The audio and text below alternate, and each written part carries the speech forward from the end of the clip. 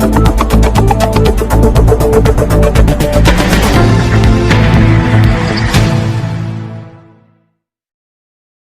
इसलिए नहीं बोलते कि इनके आका इनको बोलने नहीं देते।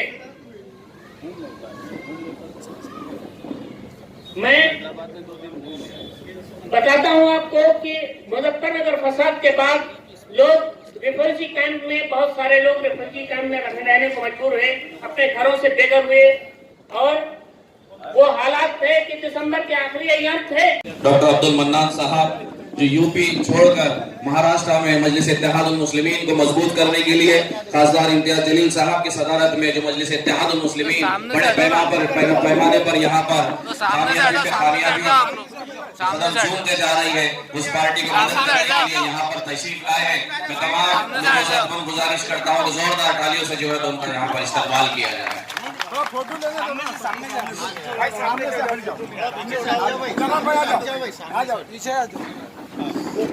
थोड़ा पीछे आ जाओ भैया। आतिक भाई पीछे आ जाओ थोड़ा और पीछे। बस मेरा मोबाइल सब ले लो फोटो आ रहा। आतिक भाई मोबाइल पीछे लो ना, मोबाइल नहीं मोबाइल हटाओ मत, लेकिन पीछे से लो ना। बहुत बहुत शुक्रिया जनाब।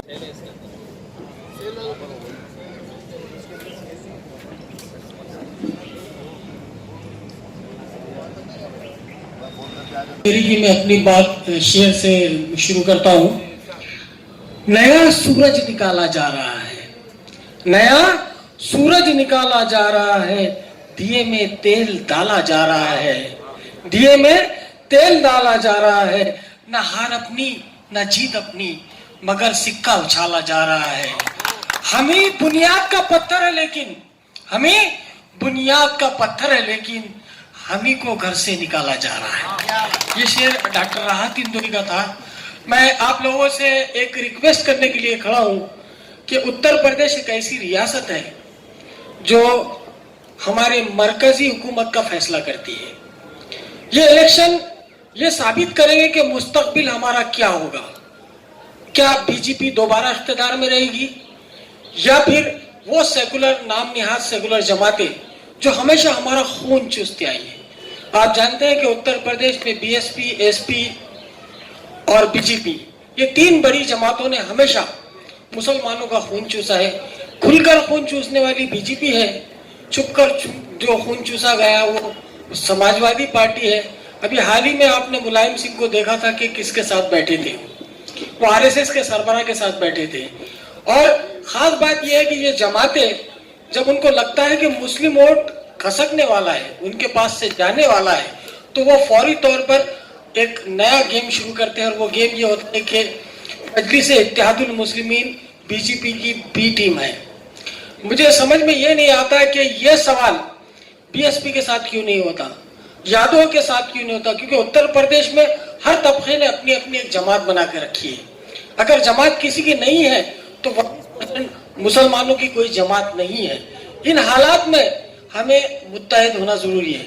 औरंगाबाद बल्कि महाराष्ट्र में जहां जहां पर उत्तर प्रदेश के वोटर्स हैं, मैं तमाम से रिक्वेस्ट करूंगा कि डॉक्टर मन्नान साहब ही नहीं, उत्तर प्रदेश में जहां जहां मजलिस इत्तेहादुल मुस्लिमीन के उम्मीदवार होंगे उनके लिए वो उत्तर प्रदेश पहुंचे और उनके लिए काम करें, क्योंकि मजलिस एक नई जमात है और उन्हें वर्कर्स की, ओहदेदारान की बहुत ज्यादा अशद जरूरत है। अगर हम वो सियासत में अपने कदम जमाते हैं तो इंशाल्लाह एक दिन ऐसा आएगा कि पार्लियामेंट के अंदर एक तरफ से एक आवाज बुलंद होगी, नारे तकबीर। जम की आवाज होना मजा नहीं आया, नारे तकबीर, नारे तकबीर। मैं एक शेर से मन्नान साहब की बात अपनी मैं तफसीली तकरीर कर सकता हूँ, लेकिन यहाँ मौजूद बहुत लोग हैं, मैं हमेशा बात करते रहता हूँ कि मेरी नाकामियों का दाग भी मंजर से निकलेगा, मेरी नाकामियों का दाग भी मंजर से निकलेगा। मुनाफिक जब मेरे हारे हुए लश्कर से निकलेगा, और कुएं के पहरेदारों को लबों की प्यास मत दिखला, कुएं के पहरेदारों को लबों की प्यास मत दिखला। खुदा का नाम ले, पानी तेरी ठोकर से निकलेगा। खुदा जनाब असदुद्दीन ओवैसी साहब के दाहिने हाथ और पार्लियामेंट में एक करकता हुआ शेर और उसके ऊपर किसी ने उंगली उठाई तो दूसरा शेख जो हिंदुस्तान के पार्लियामेंट में मौजूद है, आज मुझे फख्र हो रहा है कि उनके साथ कुर्सी पे बैठकर आप हजरात को खिताब कर रहा हूं। मुझे इस बात की खुशी है कि हमें आज हमारे साथ, मैं आप लोगों के साथ शामिल हूं, जिसमें इम्तियाज जलील खान साहब मौजूद हैं, समीर साजिद साहब बिल्डर मौजूद हैं, साजिद साहब नसबंदी साहब मौजूद हैं, कुरान खराक साहब मौजूद हैं, नासिर सिद्दीकी साहब मौजूद हैं, शेख अहमद साहब मौजूद हैं, अज्जू भाई मौजूद हैं, रफीउल्लाह खान मौजूद हैं, जमीर भाई कादरी मौजूद हैं, साथ ही सब्र आलम साहब मौजूद हैं, अंदर कहीं बैठे हैं, साथ ही साथ हमारे डेविड खान मौजूद हैं जो मुंबई से आए हुए हैं, और हमारे मुजम्मिल साहब, हबीब मलिक साहब और खान साहब।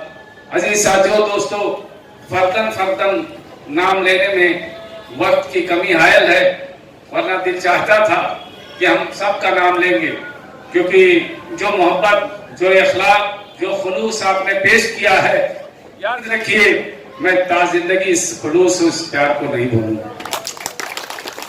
अजीज साथियों और दोस्तों, मैं अपने आप को, मुझे फख्र महसूस हो रहा जब मैंने आके पूछा कि हमारे औरंगाबाद के लोगों ने किसको वोट दिया, तो बात की खुशी है कि हमने सबसे पूछा, लेकिन सबका वोट, इम्तियाज भाई, नसीर भाई, सबका वोट, एक एक करके वोट, सबका वोट मजलिस को पड़ा, और इससे मेरा दिल बाग-बाग हो गया। और इसी इत्तेहाद की जरूरत उत्तराखंड में भी, आप यहां मुत्तहिद हो, इसी इत्तेहाद की जरूरत उत्तराखंड में। और याद रखना, आज मजलिस को हिंदुस्तान के हर कोने में मजलिस का पतंग लहरा रहा। इम्तियाज भाई को कश्मीर से लेकर कन्याकुमारी तक लोग जानते हैं, पंजाब से लेकर बंगाल तक लोग जानते हैं। सदर मोहतरम को पूरा हिंदुस्तान सदर मोहतरम के लिए दिल धड़कता है, पूरे हिंदुस्तान। और सिर्फ यही का नहीं, बल्कि अरब ममालिक में, अमेरिका में, यूरोप में जो हमारे भाई बैठे हुए हैं, उसमें हमारे सदर मोहतरम के लिए उनके मुंह से दुआएं निकलती हैं, और इसके सिवा कुछ नहीं निकलती। अजीज साथियों, दोस्तों, अब इसी में से कुछ भाई अपने ऐसे हैं जो कांग्रेस के साथ भी हैं, कुछ भाई ऐसे हैं जो समाजवादी के साथ हैं, कुछ भाई ऐसे हैं जो बहुजन के साथ हैं, कुछ भाई ऐसे हैं जो शरद पवार के साथ हैं। लेकिन याद रखना कि सबके दिल में मजलिस है, सबके दिल में असदुद्दीन ओवैसी बैठे हैं, सबके दिल में इम्तियाज जलील बैठे हैं, क्योंकि वो जानते हैं कि जो बात ये बोल रहा, हक बोल रहा है, हक की आवाज उनके दिलों में बैठी है। लेकिन कुछ मजबूरन, कुछ मसलहतन कातिल को मसीहा कहते हैं। ये सब मजबूरन मसलहतन कातिल को मसीहा कहते हैं। ये मत समझना कि हमारे विरोधी हैं, क्योंकि आज मैं अगर उनसे सवाल पूछो कि फैसला जो सुप्रीम कोर्ट का आया है बाबरी मस्जिद के खिलाफ, तो वो फैसला अखिलेश यादव के लिए हो सकता है कि ऐसा फैसला हो कि चलो बवाल टला, मायावती के लिए फैसला होगा कि चलो बवाल टला, शरद पवार के लिए फैसला होगा कि चलो बवाल टला। लेकिन भाई 22 करोड़ आबादी के दिल में बात थी कि इस फैसले को हम कलेजे पे पत्थर रख के तो तस्लीम कर रहे हैं, लेकिन यह फैसला सुप्रीम कोर्ट का सही नहीं है। इस बात को ना कोई नेता बोल सकता था, ना कोई आदमी बोल सकता था। एक आदमी उठा और उसने कहा कि सुप्रीम कोर्ट हो सकती है, लेकिन सुप्रीम कोर्ट से भी बड़ी एक अदालत है, वो अल्लाह की अदालत है, और अल्लाह की अदालत कहती है कि जहां मस्जिद थी वहां था क़यामत रहे। ये हौसला, ये राज जो आपके अंदर दिलों में जो बात छुपी हुई है, उस बात को कहने का हौसला इम्तियाज जलील साहब रखते हैं, उस बात को बोलने का हौसला नासिर साहब रखते हैं, उस बात का हौसला कादरी साहब रखते हैं, उस बात का हौसला कोई और नहीं रखता। याद रखना कि मजलिस का झंडा जिसने पकड़ा है, जो आपके बीच में आया है, वो आपके लिए आपका कायद है, आपका लीडर है, क्योंकि आपके दिलों पर वो बादशाहत करता है। दिलों की बात वो करता है, और बाकी सब ऐसे हैं जैसे राहत इंदौरी साहब ने कहा था, मुलायम सिंह कह रहे थे अल्लाह बोल। राहत भाई को जाहिर है बातें पसंद नहीं आती थी, कुछ हमारे मिजाज के वो थे, तो उन्होंने कहा कैसा नारा कैसा कौर, कैसा नारा कैसा कौर, भेज कभी नहीं फैला हो, अल्लाह बोल। अल्लाह का नाम लो, अपना पार्टी लो, अपना झंडा लो, अपना चुनाव निशान लो। समाजवादी भी दरवाजे पे आए तो उससे इज्जत करना, उसको चाय देना पानी देना। बहुजन का है तो उसको चाय देना पानी देना, कांग्रेस का है तो उसको चाय देना पानी देना, इज्जत से बिताना, कहना हमारे भाई। लेकिन जब वोट की बात करें तो कह देना हम ये वोट नहीं देंगे, क्योंकि ये वोट हमारे कौम की अमानत है, ये हमारे वोट हमारे बच्चों का मुस्तकबिल है, ये वोट हमारे बहू बेटियों की इज्जत आबरू की जमानत है, इसलिए हम शहादत की उंगली से सिर्फ पता चुनाव निशान पे दबाएंगे और कोई चुनाव निशान हमारा चुनाव निशान नहीं। साथियों दोस्तों, हम ये नहीं कहते, हम इम्तियाज जलील साहब आए हैं, ये सारे के लोग जो बैठे हुए हैं, इन्होंने पार्टी सिर्फ अपने लिए नहीं पकड़ रखी, जो भाई दूसरी पार्टियों में भी हैं वो भाई आ जाए, उनकी हम इज्जत करेंगे, उनको हम चुनाव भी लड़ाएंगे, जिनके लिए आपके दिलों में हमदर्दी है, खास करके यूपी वालों। एक बार एक छोटी सी पार्टी हम लोगों ने बनाई थी सर, पीस पार्टी, उसका मैं स्टेट प्रेसिडेंट था, तब मजलिस वहां नहीं गई थी, तो हमने उस पार्टी को लगाया था, 4 विधायक भी हमारे जीते थे। तो उसमें हमारे एक बहुत करीबी लीडर मलिक कमाल यूसुफ साहब जो हमारे रिश्तेदार भी थे, वो लड़े और उनकी जमानत जब्त हो गई एक उपचुनाव में। तो जब जमानत जब्त हो गई तो अगला 2012 का चुनाव जब आया तो उन्होंने हमारा टिकट मांगा, समाजवादी का टिकट नहीं लिया उन्होंने, और फिर आए पीस पार्टी से चुनाव लड़े।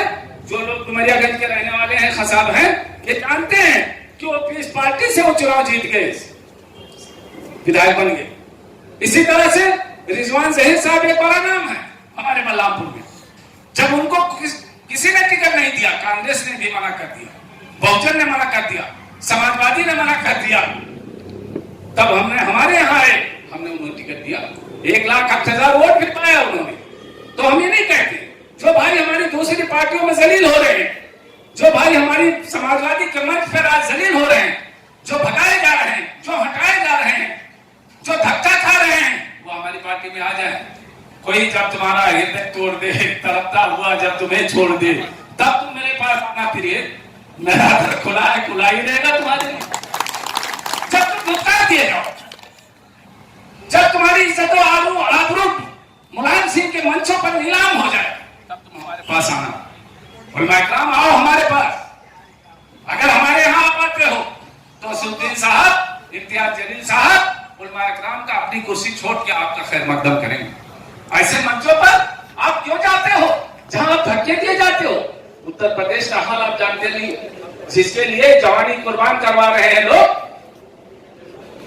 खास करके हमारे आजमी साहब आज का बड़ा डांस कर रहे हैं उत्तर प्रदेश। क्या है, क्या हैसियत है तुम्हारी? तुमसे बड़े बड़े लीडर, तुमसे बड़े जवान दराज आजम खान के सामने तुम्हारी हैसियत क्या थी? लेकिन आज उसी पार्टी में जिस पार्टी को आजम खान ने अपने खून पसीने से सींचा था, आज जेल में पड़ा हुआ कोई समाजवादी बेईमान सड़कों पे नहीं उतरा। ये कैसा समाजवाद है कि जहां अखिलेश यादव को जेल नहीं। जनाब असदुद्दीन ओवैसी साहब के दाहिने हाथ और पार्लियामेंट में एक गरजता हुआ शेर, और उसके ऊपर किसी ने उंगली उठाई तो दूसरा शेर जो हिंदुस्तान के पार्लियामेंट में मौजूद है। आज मुझे फख्र हो रहा है कि उनके साथ कुर्सी पे बैठकर आप हजरात को खिताब कर रहा हूं। मुझे इस बात की खुशी है कि हमें आज हमारे साथ, मैं आप लोगों के साथ शामिल हूं, जिसमें इम्तियाज जलील खान साहब मौजूद हैं, समीर साजिद साहब बिल्डर मौजूद हैं, साजिद साहब नसबंदी साहब मौजूद हैं, कुरान खराक साहब मौजूद हैं, नासिर सिद्दीकी साहब मौजूद हैं, शेख अहमद साहब मौजूद हैं, अज्जू भाई मौजूद हैं, रफीउल्लाह खान मौजूद हैं, जमीर भाई कादरी मौजूद हैं, साथ ही सफर आलम साहब मौजूद हैं, अंदर कहीं बैठे हैं। साथ ही साथ हमारे डेविड खान मौजूद हैं जो मुंबई से आए हुए हैं, और हमारे मुजम्मिल साहब, हबीब मलिक साहब और खान साहब। अजीज साथियों, दोस्तों, फर्दन नाम लेने में वक्त की कमी हायल है, वरना दिल चाहता था कि हम सबका नाम लेंगे, क्योंकि जो मोहब्बत, जो अखलाक, जो खुलूस आपने पेश किया है, याद रखिए मैं ताज़िंदगी इस खुलूस, उस प्यार को नहीं भूलूंगा। अजीज साथियों और दोस्तों, मैं अपने आप को, मुझे फख्र महसूस हो रहा जब मैंने आके पूछा कि हमारे औरंगाबाद के लोगों ने किसको वोट दिया, तो बात की खुशी है कि हमने सबसे पूछा, लेकिन सबका वोट, इम्तियाज भाई, नसीर भाई, सबका वोट, एक एक करके वोट, सबका वोट मजलिस को पड़ा, और इससे मेरा दिल बाग-बाग हो गया। और इसी इत्तेहाद की जरूरत उतरौड़ा में भी, आप यहां मुत्तहिद हो, इसी इत्तेहाद की जरूरत उतरौड़ा में। और याद रखना, आज मजलिस को हिंदुस्तान के हर कोने में मजलिस का पतंग लहरा। इम्तियाज भाई को कश्मीर से लेकर कन्याकुमारी तक लोग जानते हैं, पंजाब से लेकर बंगाल तक लोग जानते हैं। सदर मोहतरम को पूरा हिंदुस्तान, सदर मोहतरम के लिए दिल धड़कता, पूरे हिंदुस्तान। और सिर्फ यही का नहीं, बल्कि अरब ममालिक में, अमेरिका में, यूरोप में जो हमारे भाई बैठे हुए हैं, उसमें हमारे सदर मोहतरम के लिए उनके मुंह से दुआएं निकलती हैं, और इसके सिवा कुछ नहीं निकलती। अजीज साथियों, दोस्तों, अब इसी में से कुछ भाई अपने ऐसे हैं जो कांग्रेस के साथ भी हैं, कुछ भाई ऐसे हैं जो समाजवादी के साथ हैं, कुछ भाई ऐसे हैं जो बहुजन के साथ हैं, कुछ भाई ऐसे हैं जो शरद पवार के साथ हैं। लेकिन याद रखना कि सबके दिल में मजलिस है, सबके दिल में असदुद्दीन ओवैसी बैठे हैं, सबके दिल में इम्तियाज जलील बैठे हैं, क्योंकि वो जानते हैं कि जो बात ये बोल रहा, हक बोल रहा है, हक की आवाज उनके दिलों में बैठी है। लेकिन कुछ मजबूरन, कुछ मसलहतन कातिल को मसीहा कहते हैं। ये सब मजबूरन और मसलहतन कातिल को मसीहा कहते हैं। ये मत समझना कि हमारे विरोधी हैं, क्योंकि आज मैं अगर उनसे सवाल पूछो कि फैसला जो सुप्रीम कोर्ट का आया है बाबरी मस्जिद के खिलाफ, तो वो फैसला अखिलेश यादव के लिए हो सकता है कि ऐसा फैसला हो कि चलो बवाल टला, मायावती के लिए फैसला होगा कि चलो बवाल टला, शरद पवार के लिए फैसला होगा कि चलो बवाल टला। लेकिन भाई 22 करोड़ आबादी के दिल में बात थी कि इस फैसले को हम कलेजे पे पत्थर रख के तो तस्लीम कर रहे हैं, लेकिन यह फैसला सुप्रीम कोर्ट का सही नहीं है। इस बात को ना कोई नेता बोल सकता था, ना कोई आलिम बोल सकता था। एक आदमी उठा और उसने कहा कि सुप्रीम कोर्ट हो सकती है, लेकिन सुप्रीम कोर्ट से भी बड़ी एक अदालत है, वो अल्लाह की अदालत है, और अल्लाह की अदालत कहती है कि जहां मस्जिद थी वहां ता क़यामत रहे। यह हौसला, जो आपके अंदर दिलों में जो बात छुपी हुई है, उस बात को कहने का हौसला इम्तियाज जलील साहब रखते हैं, उस बात को बोलने का हौसला नासिर साहब रखते हैं, उस बात का हौसला कादरी साहब रखते हैं, उस बात का हौसला कोई और नहीं रखता।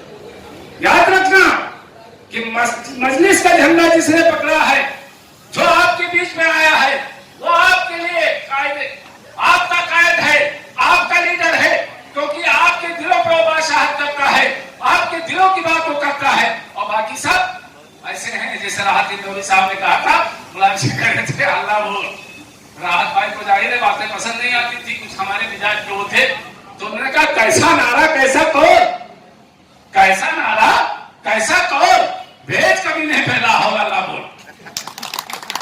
अल्लाह का नाम लो, अपना पार्टी लो, अपना झंडा लो, अपना चुनाव निशान लो। समाजवादी भी दरवाजे पे आए तो उससे इज्जत करना, उसको चाय देना, पानी देना। बहुजन का है तो उसको चाय देना, पानी देना। कांग्रेस का है तो उसको चाय देना, पानी देना, इज्जत से बिताना, कहना हमारे भाई। लेकिन जब वोट की बात करें तो कह देना हम ये वोट नहीं देंगे, क्योंकि ये वोट हमारे कौम की अमानत है, ये हमारे वोट हमारे बच्चों का मुस्तकबिल है, ये वोट हमारे बहू बेटियों की इज्जत आबरू की जमानत है। इसलिए हम शहादत की उंगली से सिर्फ पकड़ चुनाव निशान पे दबाएंगे और कोई चुनाव निशान हमारा चुनाव निशान नहीं।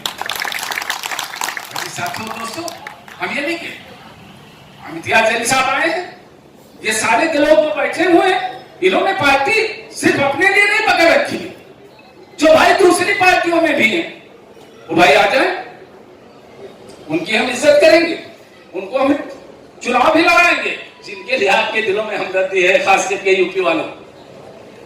एक बार एक छोटी सी पार्टी हम लोगों ने बनाई थी सर, पीस पार्टी, उसका मैं स्टेट प्रेसिडेंट था, तब मजलिस वहां नहीं गई थी, तो हमने उस पार्टी को लगाया था, 4 विधायक भी हमारे जीते थे।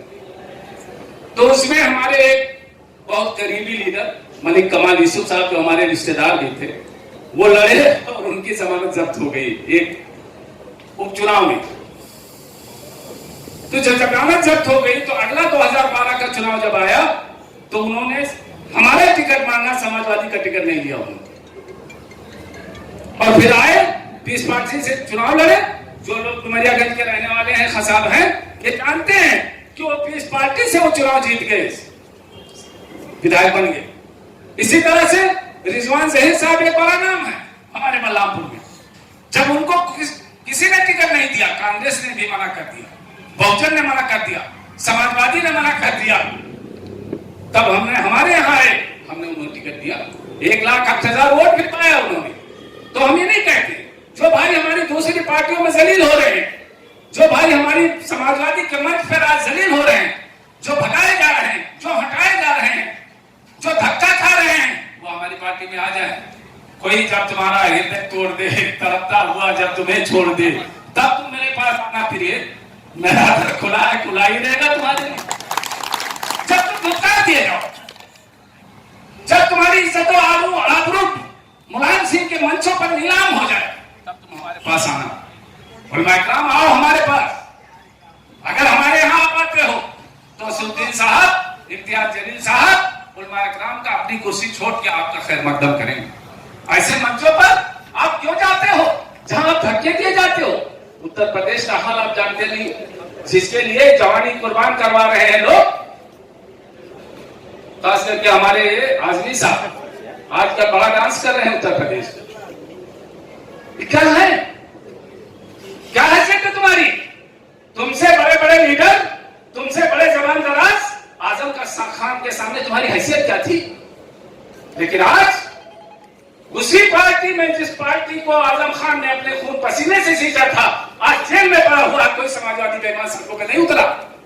ये ऐसा समाजवाद है कि जहां अखिलेशवादियों को जेल नहीं जाए, जो बेहोश है समाजवादी का मत पिए हुए हैं, वो भी होश में आ जाएंगे, वो भी होश में आ जाएंगे।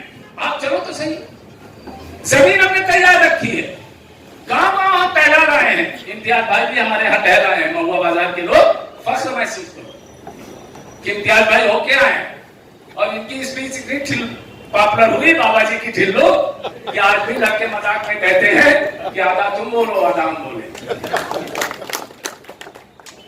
तो आप देख के आए, जमीन बिल्कुल तैयार है, मैदान बिल्कुल तैयार है। तादाद से मत घबराना, उतरौला में तादाद से क्यों घबराते हो? जो 7% आबादी आपकी, क्या आप बताओ, दिल पे अपने हाथ रखना और बताना कि डुमरियागंज उतरौला में अगर आप मुतहिद हो जाओ तो कोई दूसरी पार्टी जीत सकती है? नहीं जीत सकती ना। फिर मसला क्या है? एक तरफ असदुद्दीन ओवैसी खड़े हैं, दूसरी तरफ मायावती खड़ी है, तीसरी तरफ अखिलेश यादव खड़ा है, चौथी तरफ सोनिया गांधी खड़ी है, पांचवी तरफ योगी आदित्यनाथ खड़ा है। बताओ कि वोट उनका बट रहा है कि हमारा बट रहा है? तो जाके समझाओ सारे समाजवादियों को कि अगर साइकिल चुनाव निशान का बटन दबाने की गलती की तो बीजेपी जीत जाएगी। इल्जाम हमारे ऊपर मत रखना, क्योंकि लड़ाई हमारी और बीजेपी के उतरौला विधानसभा में किसी और की नहीं है। समाजवादी अगर आएगा तो रास्ते का घोड़ा बन के आएगा। अजीज साथियों, दोस्तों, मैं देख रहा हूं कि आप बहुत सारे हजरात हैं, भाई हो सकता है क्या भाई जल्दी तो नहीं, तो मैं आपसे कह रहा था कि आप आ जाओ। 20 दिन का वक्त कोई वक्त नहीं होता। दिन में अगर उत्तर प्रदेश में एक ऐसा विधायक आप जिता लो जो मोदी योगी की आंखों में आंखें डाल के बात कर सके, तो ये आपके लिए सस्ता सौदा है कि नहीं सस्ता सौदा? 20 दिन कारोबार तो अक्सर रमजान में भी कारोबार ठप हो जाता है। तो आप लोग 20 दिन का मौका दे दो, हमें आ जाओ। पहले नंबर का तो यह है डिमांड हमारा। दूसरे नंबर का यह है कि ना 20 दिन सही तो 1 हफ्ते के लिए आ जाओ। तीसरी डिमांड यह है कि आके वोट डाल दो। अगर ये भी ना कर सको किसी मजबूरी से, तो यहां जितने लोग बैठे हो कम से कम 100 वोट आप दिलवा सकते हो। औरंगाबाद में बैठ दिलवा सकते हो कि नहीं दिलवा सकते हो? तो आप औरंगाबाद से बैठे बैठे 100 वोट हमें दिलवा सकते हो। और अगर ये काम आप करोगे तो इम्तियाज भाई की छाती चौड़ी होगी कि हमारे औरंगाबाद के लोगों ने आके, और इस पूरी टीम की छाती चौड़ी होगी कि हमारे औरंगाबाद के लोगों ने आके औरंगाबाद में भी झंडा गाड़ा, उत्तर प्रदेश में भी झंडा गाड़ा, उतरौला में झंडा गाड़ा। और आपका गांव उतरौला में, आपकी जड़ें उतरौला में, लेकिन आपके फल और फूल औरंगाबाद में निकल रहे हैं। तो आप अगर रिश्ता कायम करोगे कि उतरौला में भी मजलिस के साथ, बलरामपुर में मजलिस के साथ, और औरंगाबाद में भी मजलिस के साथ, तो हमें बहुत ज्यादा कुछ नहीं करना है। इम्तियाज भाई खुद आपके मामलात का हल करेंगे, कारपोरेटर भाई सब मामलात के आपका हल करेंगे, क्योंकि आप उतरौला के रहने वाले होंगे, क्योंकि आप उत्तर प्रदेश के रहने वाले। तो मैं गुजारिश करूंगा इम्तियाज भाई से, सारे कारपोरेटर से, सारे लीडर से, अपने भाई से, कि सब आप इनका ख्याल रखिए और इनकी जरूरत पर इंशाअल्लाह ये मेहनत करने वाले लोग इनके बहुत ज्यादा। तमाम मोअज़्ज़ज़ भाइयों, बुजुर्गों, मजलिस इत्तेहादुल मुस्लिमीन के हमारे औरंगाबाद ज़िले के सदर समीर साजिद साहब, शहर अध्यक्ष शारिक नक्शबंदी साहब, नासिर सिद्दीकी साहब, तमाम मजलिस के ज़िम्मेदार, मुझे जब मन्नान साहब बात कर रहे थे तो बड़ी खुशी इस बात की हो रही थी कि हमने कभी सोचा नहीं था कि कभी ऐसा भी वक्त आएगा कि जहां पर उत्तर प्रदेश के एक उम्मीदवार के प्रचार के लिए हम यहां पर औरंगाबाद में इकट्ठा होंगे। ये दिलों को जोड़ने का काम अगर किसी ने किया है इस मुल्क में तो मेरे ख़ायद बैरिस्टर असदुद्दीन ओवैसी साहब। ये और नहीं तो क्या है कि कोसों दूर उत्तर प्रदेश के एक चुनावी हल्के के एक उम्मीदवार के प्रचार के लिए अगर यहाँ हम आपके साथ जुड़े हैं, आप हमारे साथ जुड़े हैं, तो इस रिश्ते को कायम करने की भी जिम्मेदारी अल्हम्दुलिल्लाह बैरिस्टर असदुद्दीन ओवैसी साहब ने ही उठाई है। औरंगाबाद में जितने भी उत्तर प्रदेश के रहने वाले लोग हैं, वो औरंगाबाद की तरक्की के अंदर बहुत बड़ा उनका योगदान है, औरंगाबाद के डेवलपमेंट के अंदर उनका बहुत बड़ा योगदान है। और जिस तरह हमारे शहर और ज़िले का डेवलपमेंट उत्तर प्रदेश के लोगों की वजह से हो रहा है, ज़ाती तौर के ऊपर मेरा भी जो डेवलपमेंट हो रहा है वो उत्तर प्रदेश के लोगों की वजह से ही हो रहा है, क्योंकि मेरी ससुराल भी उत्तर प्रदेश की ही है। और जब ये उत्तर प्रदेश में बैरिस्टर असदुद्दीन ओवैसी साहब चुनावी प्रचार के अंदर उत्तर प्रदेश में जाते हैं और हजारों और लाखों की तादाद के अंदर भीड़ उन्हें देखने, उन्हें सुनने के लिए आती है, तो असद साहब मुझे भी कहते हैं कि अब आप अगले जलसे के अंदर, लेकिन कहीं ना कहीं चूंकि महाराष्ट्र की भी जिम्मेदारी मेरे पास है, दिल्ली की जिम्मेदारी मेरे पास है, तो कुछ ना कुछ वजह से मैं वहां पहुंच नहीं पाता हूं। लेकिन असद साहब ने एक दिन कहा कि अब एक जलसे में तुमको आना है और मुझे यकीन है कि तुम जरूर आओगे। तो मैंने कहा कहां का है? तो बोले तुम्हारी ससुराल का है, अब आना पड़ेगा। और मैं सिर्फ एक जलसा किया हूं अभी तक उत्तर प्रदेश के अंदर, और वो उतरौला में डॉक्टर मन्नान साहब के लिए अभी अगले हफ्ते 3 दिन लगातार असद साहब मुरादाबाद में है और वहां से वो 3 दिन अलग अलग जलसों में हाजिरी देंगे। हमें भी कहा गया है वहां पे आने के लिए। हम डॉक्टर मन्नान साहब को इतना यकीन दिलाना चाहते हैं कि आप यहाँ पे जितने उत्तर प्रदेश के लोग रहते हैं आप उनकी फिक्र मत करिएगा, आप वहां पर डटे रहिएगा। इंशाल्लाह इनको सबको पहुंचाने की जिम्मेदारी हम लेंगे और ये ख्याल रखेंगे कि एक एक वोट जो है वो यहाँ से जाए। मन्नान साहब ने एक बात बहुत अच्छी कही है और बहुत सही बात है। अगर हम सोचे कि हम अक्सर जलसे सजाते हैं, बहुत बड़ी भीड़ इकट्ठा होती है। आज जितने उत्तर प्रदेश के अगर जलसे अगर आप असदुद्दीन अवैसी साहब के देखेंगे तो हर जलसे से ये यकीन होता है कि यहाँ की सीट तो यहाँ के मुसलमान जो है, यहाँ का दलित जो है, यहाँ का पिछड़ा जो है, ये असद साहब के साथ एक ताकत बनकर खड़ा हुआ है। लेकिन क्या वजह है कि इतनी भीड़ देखने सुनने आती है, अपनी मोहब्बत का इजहार करती है, लेकिन हम अपनी क़यादत क्या वजह से हम खड़े नहीं कर पा रहे हैं? क्या वजह से हम उत्तर प्रदेश जैसे राज्य के अंदर जहां पर हमारी इतनी बड़ी आबादी है, इतनी तादाद है, हम वहां पर अपना लोहा क्यों नहीं मनवा सक रहे हैं? आज एक मौका आया है और मैं समझता हूं कि ये मौके जिंदगी में बार बार नहीं आएंगे। आज जो मेहनत असद साहब वहां पर कर रहे हैं उसमें उनका जाती मफाद क्या है? वो क्यों इस तरह से दिन और रात एक कर रहे? चंद घंटे की नींद लेते हैं, फिर दूसरे दिन के जलसे के लिए वहां पर पहुंच जाते हैं। तो क्या जलसों से सिर्फ इलेक्शन जीते जाते हैं? नहीं। हकीकत यह है कि हर इंसान को यह सोचना होगा कि मेरे वोट की कीमत क्या है, मेरा वोट कितना अहम है।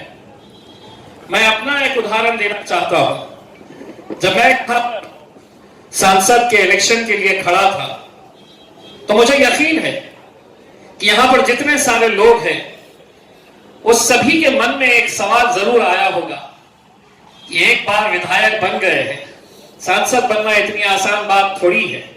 सांसद बन सकते हैं क्या? कैसा बनेंगे?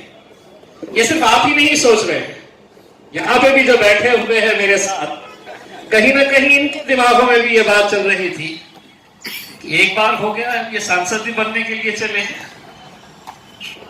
लेकिन ये जीत अगर हुई है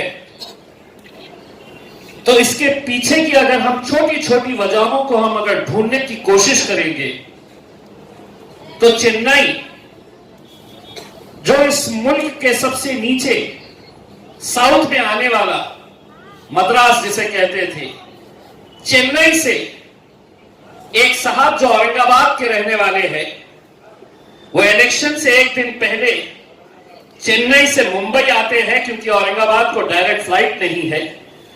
चेन्नई से मुंबई पहुंचते हैं, मुंबई से वो औरंगाबाद की फ्लाइट पकड़ते हैं, सुबह पहुंचते हैं, अपना वोट डालते हैं और शाम में दोबारा उसी फ्लाइट से वापस चेन्नई चले जाते हैं। उत्तर प्रदेश के अलीगढ़ के औरंगाबाद के रहने वाले 2 नौजवान लड़के जो वहां पर नौकरी कर रहे, वो ट्रेन पकड़कर 2 दिन पहले निकलते हैं सिर्फ इसलिए कि मुझे औरंगाबाद जाना है और मेरा वोट वहां पर इम्तियाज जलील को डालना है। ये जज्बे के साथ जब हम पूरी ईमानदारी के साथ ये सोचे कि नहीं साहब, अब मुझे अकेला मेरा ही वोट है जिसकी बुनियाद के ऊपर मेरे ही वोट के जरिए जीत और हार का फैसला होगा, ये अगर हम सब ने अगर सोच लिया, वरना हमारी सोच कैसी है। और खास तौर से मैं हमारे मुसलमान भाइयों के बारे में बताना चाहता हूं। इलेक्शन का दिन, छुट्टी है, तो चलिए आराम कर लिया जाए। इतने सारे तो लोग जा रहे हैं वोट डालने के लिए, मेरा एक वोट नहीं पड़ा तो क्या होगा? मैं अगर वोट डालने के लिए नहीं गया तो क्या होगा? लेकिन एक एक वोट की कीमत होती है और वही वोट तय करता है कि जीत और हार किसके हक में होने वाली है। यहां पर मन्नान साहब ने मुझे बताया है कि तकरीबन 8 से 10 हजार उसी इलाके के रहने वाले लोग औरंगाबाद जिले के अंदर रहते हैं। बहुत बड़ी तादाद है। अगर ये सिर्फ औरंगाबाद के लोगों ने ही तय कर लिया है कि हम घर के एक एक शख्स को, हमारी मां को, हमारी बीवी को, हमारे बच्चों को, हमारे भाई को, हमारे अब्बा को, हम सबको लेकर जाएंगे, तो मन्नान साहब आपकी जीत का जो आंकड़ा रहेगा उसमें ये 10,000 वोट आप सिर्फ औरंगाबाद के लिख लेना उसमें, क्योंकि यहां के तमाम लोग आपके लिए इंशाल्लाह जरूर आएंगे। आज ये मुल्क के हालात कैसे हैं आप अच्छी तरह से जानते हैं। ये महज कोई एक ऐसा मामूली इलेक्शन नहीं है कि जहां पर इलेक्शन आते हैं, कोई जीतता है, कोई हारता है। हम एक ऐसे दौर से गुजर रहे हैं, महफिलों के अंदर ये बताया जा रहा है कि इनको मारो, इनको काटो, इनका कत्लेआम करो। इस दौर में हम जी रहे हैं और जिस वजीर आजम को हम अपना भी वजीर आजम मानते हैं, अगर वो आज अगर इतना होने के बावजूद भी अगर खामोश बैठे हैं, तो आप सोचिएगा कि आने वाला वक्त कैसा रहने वाला है। असदुद्दीन अवैसी साहब के पास सब कुछ है, कोई जरूरत नहीं है उन्हें इतनी दौड़ धूप करने की, इतनी मेहनत करने की। अल्लाह ने उन्हें हर चीज से नवाजा है। असदुद्दीन अवैसी साहब उत्तर प्रदेश के अंदर अपनी क़यादत मजबूत करने के लिए नहीं आ रहे। अगर वो मेहनत कर रहे हैं तो वो चाहते हैं कि आपकी क़यादत वहां पर मजबूत हो, आप वहां पर ताकतवर बने। आंकड़े मायने नहीं रखते हैं कि हम कितने लड़ेंगे और कितने जीतेंगे। असदुद्दीन अवैसी साहब तो अकेले पार्लियामेंट के अंदर, अकेले 550 के ऐवान के अंदर असदुद्दीन अवैसी साहब जब खड़े रहते हैं और बोलते हैं, इतनी हिम्मत के साथ, इतनी ताकत के साथ, जो सच्चाई है वो बयान जब करते हैं, तो उनके कितने भी कट्टर मुखालिफिन क्यों ना हो, वो ये बात मानते हैं कि हो ना हो ये बंदा दिल से बोलता है और सच्ची बात बोलता है। मुझे अपनी के एक बहुत अच्छा मौका मिला है कि जहां पर उत्तर प्रदेश के अंदर हम अपनी क़यादत खड़ी कर सके और असद साहब की जो मेहनत है उसको हम कामयाब कर सके। सिर्फ यहीं की बात नहीं कर रहा हूं मैं कि आप तमाम लोग सिर्फ किसी एक इलाके से आते हैं, ऐसा नहीं है। उत्तर प्रदेश के अंदर जहां जहां पर भी आप जा सकते हैं। देखिए, कोरोना के पीरियड के अंदर जब सरकार ने कहा, जब हुकूमत ने कहा कि आपको कई महीनों तक बंद रखना है, तो आपने बंद रखा। हम आपसे ये इल्तिजा करेंगे कि उस दौर में जब इलेक्शन का वक्त आएगा तो आप अपना ये एक फर्ज समझिएगा कि नहीं, मुझे अपना कारोबार, अपनी दुकान, अपना धंधा, हर चीज बंद करके मुझे इस काम के अंदर शिरकत करनी है। मुझे इस इलेक्शन के अंदर मेरी पूरी हिस्सेदारी वहां पर करनी है। मैं मन्नान साहब से कहा हूं कि जितने भी यहाँ पर रहने वाले उत्तर प्रदेश के लोग हैं, आप उसकी जानकारी हमें पूरा डेटा बना के तैयार करके दीजिएगा इंशाल्लाह। और आपसे भी ये कहा गया है कि आप लोगों को अगर कभी हमारी जरूरत पड़ी तो मैं तो आपको ये कहूंगा कि आप लोगों ने भले ही मुझे वोट नहीं दिया है, लेकिन मेरी जीत में जिसका कार्ड नहीं है, जिसका वोटर कार्ड नहीं है, जिन्होंने नहीं दिया है, वो लोगों ने भी मेरी जीत में बहुत बड़ा हिस्सा उनका भी रहा है, क्योंकि जिन्होंने वोट नहीं दिया उन्होंने दुआओं से नवाजा था। और वही दुआओं का नतीजा है कि आज अल्हम्दुलिल्लाह पूरे महाराष्ट्र के अंदर सिर्फ इकलौता एक मुसलमान एमपी चुनकर आता है और वो औरंगाबाद शहर से आता है।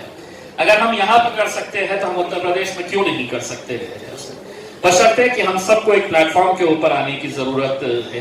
देखिए, बहुत फर्क पड़ता है कि कोसों दूर से औरंगाबाद से कोई शख्स वहां पर इलेक्शन के वक्त जा रहा है और घर घर जाकर अगर लोगों को ये कह रहा है कि मैं औरंगाबाद से सिर्फ इलेक्शन के लिए अपना वोट डालने के लिए आया हूं, तो कहीं ना कहीं वो वहां पर बैठा हुआ शख्स वो भी सोचने के ऊपर मजबूर हो जाएगा कि एक इलेक्शन जिताने के लिए ये अपना कारोबार, अपना धंधा बन करके यहाँ पर आया है। अब ये मेरी भी जिम्मेदारी हो जाती है कि मैं भी इसके अंदर हिस्सा लूं। तो कहीं ना कहीं जहनों को बदलने का भी काम ये किया जा सकता है। मन्नान साहब ने कहा कि मेरे बारे में ये कहा जाता है, कांग्रेस वाले कुछ अलग अलग इल्जाम लगाते हैं, एनसीपी वाले इल्जाम लगाते हैं हमारे ऊपर। मैं मन्नान साहब को ये बात बताना चाहता हूँ कि आंकड़े मायने ही नहीं रखते हैं। आपने कहावत सुनी होगी कि 100 सुनार की तो एक लोहार की। अल्हम्दुलिल्लाह अब हम इनको सबके लिए हम काफी है।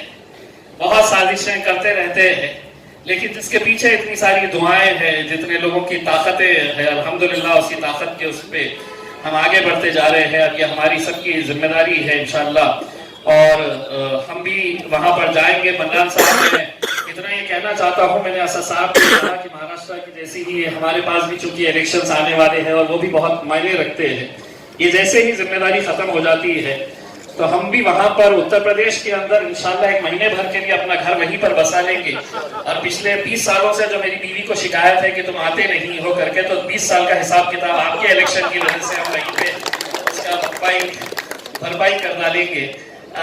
हमारे साथ मन्नान साहब, इतना मैं बता दूं और आप तमाम लोगों को बता दूं, ये जो मेरे जितने हमारे मजलिस के सिपाही यहाँ पर बैठे हुए थे, ये वो दीवाने हैं साहब कि जिनकी दीवानगी मैंने खुद ने कई जगह के ऊपर देखी है, महसूस की है।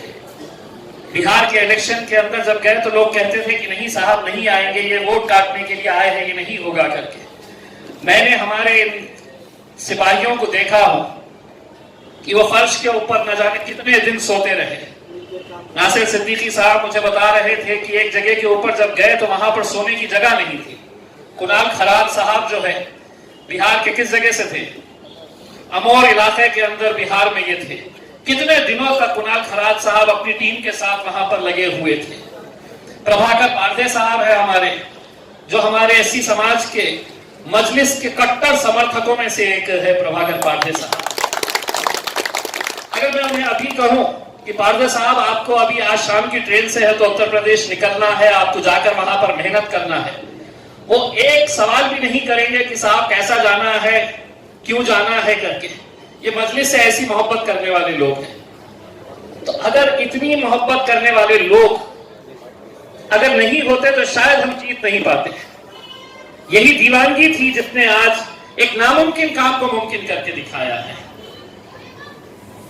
गांव के इलाकों से आज हमारे पास से आए हैं, हमारे कन्नड़ के लोग हैं, हमारे खुदाबाद के लोग हैं, हमारा राहुल ये गंगापुर से ताल्लुक रखता है। अगर ये लाखों के अगर आप काम देखेंगे तो इनकी दीवानगी और जिस तरीके से ये काम करते हैं, इनकी दीवानगी देखकर अब महाराष्ट्र के लोग बोलते हैं, महाराष्ट्र की अलग अलग राजनीतिक पार्टी बोलती है अपन पूरे महाराष्ट्र में चलो। औरंगाबाद में अपना कुछ सच्चा होने वाला नहीं, क्योंकि मजलिस वहां से हटने वाली नहीं है। इंशाअल्लाह हमारी यही कोशिश रहेगी कि उत्तर प्रदेश के अंदर जितने ज्यादा से ज्यादा सीटों के ऊपर हम मेहनत कर सके। देखिए, हमारा आपका काम सिर्फ ये है कि हम पूरी ईमानदारी के साथ मेहनत करना है। जीत और हार का जो भी फैसला है वो अपने रब के ऊपर छोड़ेंगे, लेकिन हमने शिद्दत के साथ मेहनत करना है। और हर इंसान को ये सोचना है कि ये डॉक्टर मन्नान साहब का इलेक्शन नहीं है, बल्कि मेरा खुद का इलेक्शन है और मैं उसके लिए मेहनत कर रहा हूं। तो आप तमाम लोगों से ये अपील है कि आप लोग जैसे ही इलेक्शन का शेड्यूल डिक्लेयर होता है, मन्नान साहब ने 2-3 ऑप्शंस आपको दिए, लेकिन लास्ट ऑप्शन जो है मैं उससे इत्तेफाक नहीं रखता हूं कि उन्होंने कहा है कि आप यहाँ बैठे बैठे भी कर सकते हैं। नहीं, आपको वहां पर जाना होगा, क्योंकि अगर हम जा रहे हैं वहां पर तो आपको भी हमारे साथ चलना होगा। आपका तो घर है, हम तो आप ही के घर में आने वाले हैं, आप ही के घर में हम रुकने वाले हैं। हम तमाम लोग मिलकर जाएंगे और इंशाल्लाह अगर असद साहब ने इजाजत दिए तो जैसा बिहार के अंदर अलग अलग कॉन्स्टिट्यूएंसीज बांट दी गई थी, मेरे हिस्से में कोचा था बिहार का, मैं वहां पर था, तो मैं असद साहब से दरखास्त करूंगा कि मुझे उतरौला दे दे ताकि ससुराल भी करीब रहे और मन्नान साहब को जिताने में मुझे भी थोड़ी सी आसानी हो जाए करके। तो इंशाल्लाह आप लोगों से यही अनवर गुजारिश है। एक खुशी की बात यह है कि मन्नान साहब के जरिए ही सही, लेकिन इतने सारे उत्तर प्रदेश के हमारे भाइयों से आज मुलाकात हुई और आपको ये कहना चाहता हूं कि आपको भी जब भी हमारी जरूरत पड़ी आप किसी भी वक्त ये दारुस्सलाम हमारा मजलिस का हेडक्वार्टर है, समीर साजिद साहब है, हमारे शहर अध्यक्ष है शारिक नक्शबंदी, हमारे तमाम कॉरपोरेटर्स है, किसी भी तरह का कोई भी मसला कोई भी तकलीफ आए तो आप बेझिझक हमारे पास आइए, क्योंकि हमारी टीम में हर तरह के लोग मौजूद हैं। ये जो दाढ़ी वाले साहब बैठे हैं इनका नाम चीता है, तो आप समझ सकते हैं। अब हमारे 25 कॉर्पोरेटर्स थे, वो 25 कॉर्पोरेटर्स में एक चीता था उसमें, बाकी शेर कहते थे उसके अंदर। तो हर तरह के लोग हैं उसमें। आपको जहां पर भी जिस तरह के लोगों की जरूरत पड़ेगी इंशाल्लाह हम पूरी ताकत के साथ आपके साथ खड़े रहेंगे। बस इंशाल्लाह आने वाले वक्त में हम आपके साथ और भी गुफ्तगू करते रहेंगे। और जैसा कि एक साहब ने कहा है कि आपको ट्रेन चाहिए वहां जाने के लिए, उत्तर प्रदेश जाने के लिए, मैंने खुद ने ये पहले से ही इसके पीछे लगा हुआ हूं और मेरी खुद की भी ख्वाहिश है कि अगर ट्रेन शुरू हो गई तो कुछ दिन सुकून के मुझे भी मिलेंगे कि वो बार बार जाया करेंगे, तो मैं भी थोड़ा सा आराम से रह सकूंगा। तो मैं इंशाल्लाह ट्रेन भी शुरू करने की हम लगातार कोशिश कर रहे हैं। एक अच्छी बात यह है कि रेलवे मिनिस्टर जो है वो औरंगाबाद से ही अभी आते हैं, उनके ऊपर प्रेशर बना के हम भी ये लगातार इन कोशिशों के अंदर लगे हैं। बहुत बहुत शुक्रिया। और मुझे खुशी हुई कि आज के इस प्रोग्राम के अंदर हमारे मुंबई के साथी लोग भी यहाँ पर आए हैं। ये सब एक टीम वर्क है और ये टीम वर्क मिलकर ही इंशाल्लाह हम कामयाब होंगे और आगे बढ़ेंगे। बहुत बहुत शुक्रिया।